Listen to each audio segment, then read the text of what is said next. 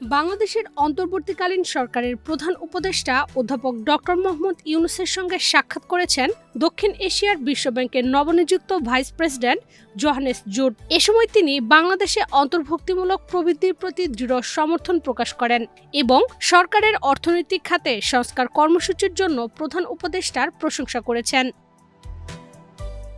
14 জুলাই সোমবার রাতে রাষ্ট্রীয় অতিথি ভবন যমুনায় বাংলাদেশ ও ভুটানের জন্য বিশ্বব্যাংকের নতুন ডিভিশন ডিরেক্টর জ্যাব পেসমেককে সঙ্গে নিয়ে জোহানেস জুড প্রধান উপদেষ্টার সঙ্গে সাক্ষাৎ করেন।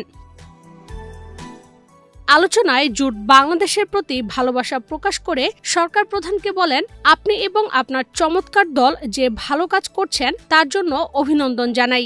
বিশেষ করে আর্থিক খাতে অত্যন্ত জটিল কিছু বিষয় মোকাবেলা করায় তত্ত্বাবধায়ক সরকারের উদ্যোগের প্রশংসা করেছেন তিনি। এ সময় তিনি জুলাই গণ আন্দোলনে নিহত শিক্ষার্থীদের প্রতি শ্রদ্ধা জানান।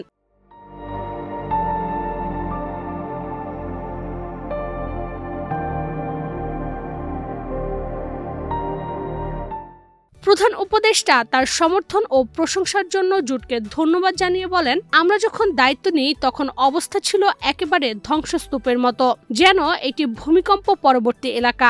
আমাদের কোনো অভিজ্ঞতা ছিল না, তারপরও সকল উন্নয়ন সহযোগী আমাদের পাশে ছিলেন। এটি আমাদের অনেক সাহায্য করেছে এবং আত্মবিশ্বাসী করেছে। জুলাই আন্দোলনে তরুণদের ভূমিকা তুলে ধরে প্রধান উপদেষ্টা জানান, গত জুলাই মাসে বাংলাদেশের তরুণরা যা করেছে তা ঐতিহাসিক। বিশেষ করে আমাদের মেয়ে এবং নারীদের গুরুত্বপূর্ণ ভূমিকা তুলে ধরেন। এ সময় তিনি বলেন, তরুণরাই আমাদের দেশের মূল শক্তি।